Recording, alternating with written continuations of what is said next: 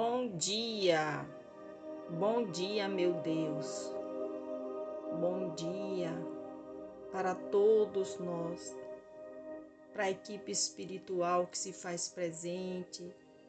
Estamos aqui para mais um Evangelho segundo o Espiritismo. Que os irmãos de luz, responsável por este trabalho, nos ilumine, nos amparem, nos dê sabedoria. Que o nosso dia seja de muita paz. O dia amanheceu muito lindo hoje, então que seja abençoado por Deus, que a gente conquiste a paz mundial e muitas vitórias em nossa vida. Que o dia de hoje seja de muita saúde, alegria para todos. Meus amigos, a mensagem de hoje do livro Otimismo Todo Dia, de Lorival Lopes, é a de número 120, que diz o seguinte: você pode mais. Pense assim: eu posso mais. Mesmo com esforço, arranco de dentro de mim a força positiva. Tenho mente prodigiosa, não me ponho limites. Ainda que atolado no pântano das necessidades e problemas, tenho resistência para sair dele, fazer a cura e restabelecer o equilíbrio. A força está em mim. Uso-a.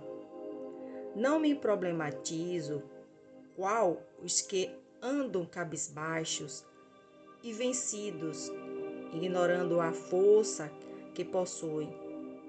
Resolvo os problemas e clareio as ideias, convicto do que faço, firme nos objetivos, com fé e ideal. Acredito sincera e fortemente na força e na capacidade que Deus me deu. Poder mais é se esforçar mais. Que linda mensagem. Que Deus ilumine Lorival Lopes. Meus amigos, o capítulo de hoje do Evangelho segundo o Espiritismo é o 14. Honrar o pai e a mãe. E o item é o 9. A ingratidão dos filhos e os laços de família. Por nosso amigo Santo Agostinho, em Paris, 1862. Santo Agostinho disse o seguinte: a ingratidão é um dos frutos mais imediatos do egoísmo e revolta sempre os corações honestos. Entretanto, a ingratidão dos filhos em relação aos pais tem um caráter ainda mais odioso. É particularmente sob o ponto de vista da ingratidão dos filhos para com os pais que faremos a análise de suas causas e de seus efeitos. Também nessa questão, como em tantas outras, o Espiritismo vem esclarecer um dos grandes problemas do coração humano. Quando o espírito deixa a terra, leva consigo as paixões e as virtudes próprias de sua natureza. Retorna ao plano espiritual para se aperfeiçoar ou permanecer estacionário, até que deseje se esclarecer. Muitos desencarnam, levando consigo grandes ódios e desejos de vinganças que não puderam executar. Os que estão mais evoluídos conseguem perceber uma parte da verdade. Compreendem, então, os efeitos danosos de suas paixões e procuram se melhorar, reconhecendo que para chegar até Deus só existe um caminho, a caridade. Porém, não existe caridade sem o esquecimento das ofensas e das injúrias. Não existe caridade com ódio no coração. E não existe caridade sem perdão. Então, com um esforço muito grande, eles olham aqueles a quem odiaram na terra e essa visão desperta seu rancor. A ideia de perdoar e amar aqueles que destruíram, talvez sua fortuna, sua honra, sua família, lhes revolta. Assim, o coração desses infelizes está abalado. Eles hesitam, vacilam, agitados por sentimentos contrários.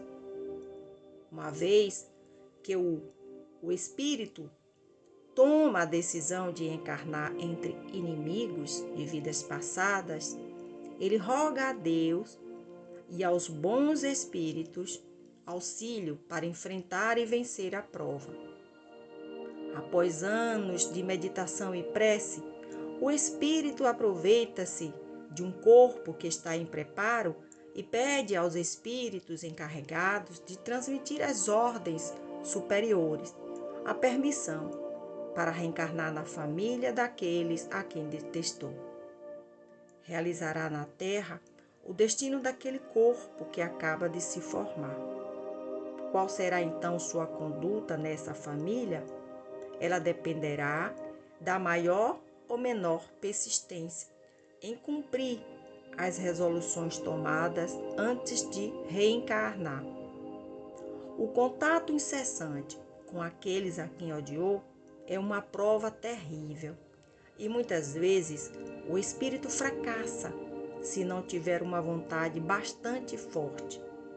Assim, conforme prevaleçam ou não as boas decisões que tomou, ele será amigo ou permanecerá inimigo daqueles em cujo meio veio viver. É desse modo que se explicam os ódios, as repulsas instintivas que se notam em certas crianças e que nenhum ato anterior consegue justificar. Para compreender essa antipatia, é necessário voltar os olhos ao passado, pois não existe nenhum fato nessa nova existência que possa explicá-la. Meus amigos, este item ele é muito extenso. Então, para que eu não fique aqui lendo ele todo, vamos dar uma paradinha e aí vamos fazer uma pequena análise aos nossos entendimentos, né? Que Deus nos ajude. Pois é, o item de hoje é a ingratidão dos filhos e os laços de família. Meus amigos, como disse Santo Agostinho, se a ingratidão é um dos frutos do egoísmo que revolta o coração de todos nós, imagine o coração daqueles que nos deu a vida. Que grande tristeza, não é? Para um pai sentir a ingratidão de um filho. A família, ela é a escola da alma. E é através dela que um grupo de espíritos necessitados se reencontram para reparar seus erros passados, através das provas, das expiações. E é dentro desse lar que já está formado, onde começa a nossa missão no mundo. Porque todos nós reencarnamos com uma missão. Ninguém está aqui por acaso. Deus nos enviou para este corpo físico que um dia vai acabar, porque o espírito é eterno, mas com uma missão, seja na família, seja na sociedade, independente do que seja, nós temos uma missão e nós temos que cumprir bem essa missão e retornar para casa, o plano espiritual, porque aqui na Terra, nossa casa física é apenas uma passagem. Então a gente precisa voltar para casa com a nota 10, passando na escola, não é isso? Porque a Terra é uma escola de provas e expiações. Então, meus amigos, se nesta vida você reencarnou como pai ou mãe, Saiba que foi mais uma chance que a divindade lhe presenteou para reparar suas faltas diante daqueles que serão seus filhos. Então vamos pedir a Deus neste momento que os pais da terra sejam abençoados por Ele, pela espiritualidade maior, e que cada filho possa envolver-se em gratidão, amando e respeitando seus pais. Vamos pedir a Jesus força para todos nós, pais e filhos. Pedimos também, Jesus, paz para o nosso mundo, para o nosso planeta Terra. Pedimos, Senhor, por aqueles que neste momento estão vivendo, passando por estas guerras, que o Senhor toque no coração, Pai, desses dois governantes dos seus países, que eles possam pensar não somente em si, no seu orgulho, cada um tem sua verdade, mas que Jesus possa tocar-lhes o coração. Pedimos também paz para a nossa alma, Pai. Nós te agradecemos pelo dia de hoje, te agradecemos por tudo. Que esta semana seja mais uma semana de muita luz, que o dia de hoje seja abençoado por ti. Derrama, Pai, sobre cada um de nós a tua misericórdia, que a tua luz ilumine o nosso caminho. Que assim seja. Meus amigos, a reflexão final de hoje eu recebi da Casa de Oração de São Francisco de Assis, lá em Barueri, São Paulo. É uma mensagem de um médium, uma mensagem psicografada de um médium da Casa de Oração. A data foi do dia 7, agora, 7/10. Então, nosso amigo, o tema é Mente Sã, Corpo Sã. Nosso amigo espiritual disse o seguinte: a doença do corpo físico, forma de expurgar as dores da alma, o choro contido, a raiva engolida, a mágoa represada no coração. Ah, filho, quando não observas o que vai em teu íntimo, quando não olhas para teus sentimentos, quando simplesmente os ignoras, eles vão ficando represados, contidos e buscam um caminho alternativo para se expressarem, para serem vistos por ti. Será que ainda não entendes que és um ser integral? Queres cuidar apenas do corpo físico e esquece que o corpo reflete a alma. Esqueces as tuas emoções, tua cabeça dói, tomas um analgésico, mas não paras para pensar no motivo da dor. Será que não estás exigindo demais do teu corpo físico? Horas sem dormir, excesso de trabalho e de preocupação? Ah, filho, o analgésico apenas tira temporariamente a dor, mas se tu não souberes o que está causando e mantiveres a mesma rotina enlouquecida, será necessário outro sinal de alerta, pois a dor de cabeça não foi suficiente para perceberes que precisas mudar. Teu corpo dá sinais, ele grita quando não suporta mais tanta agressão de tua parte, mas tu o ignoras. Quando trabalham de forma enlouquecida, não tem tempo de parar e descansar. Se alimentam mal, não há tempo de preparar uma alimentação saudável, não há tempo nem de pensar nisso. Se duvidar, mal há tempo para comer. Dormem mal ou mal dormem, pois não há tempo. Cuidar da saúde física fica para depois. Não há tempo para ir em consulta. Agir de forma preventiva, então, nem pensar. Claro que não tem tempo a perder com caminhadas ao ar livre. contemplação da natureza, meditação, coisas de desocupados.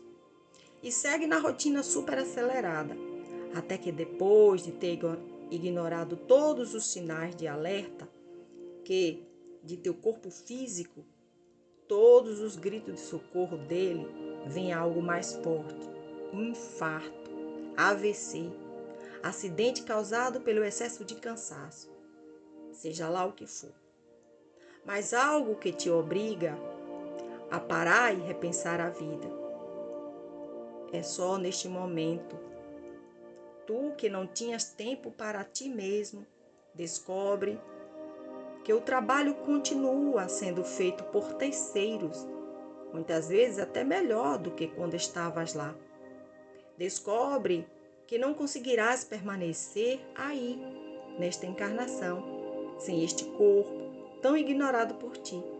E aí, só neste momento, começas a te tratar com amor.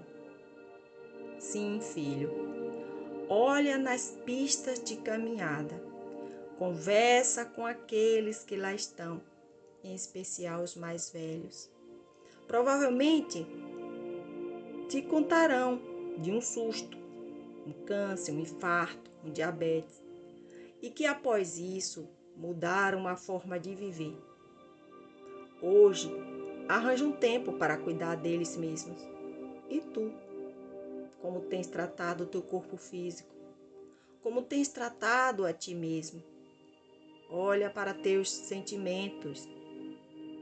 Identificas quando está triste, chateado, aborrecido, magoado, com raiva, infeliz? Consegues perceber o gatilho que despertou esses sentimentos?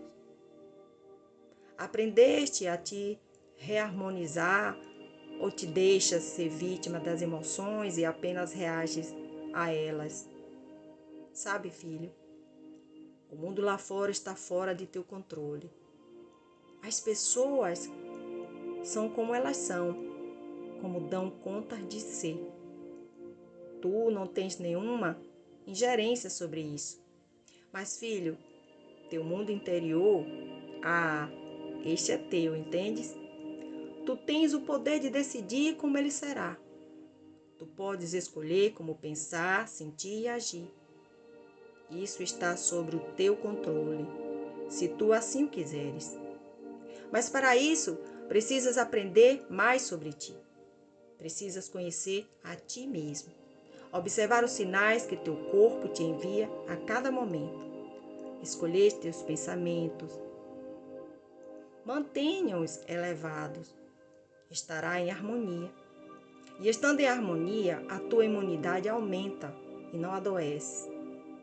Trabalhando o sentimento de raiva, de mágoa, externalizando-os, aprende a transmutá-los e eles não irão se acumular em teu corpo e o adoecer.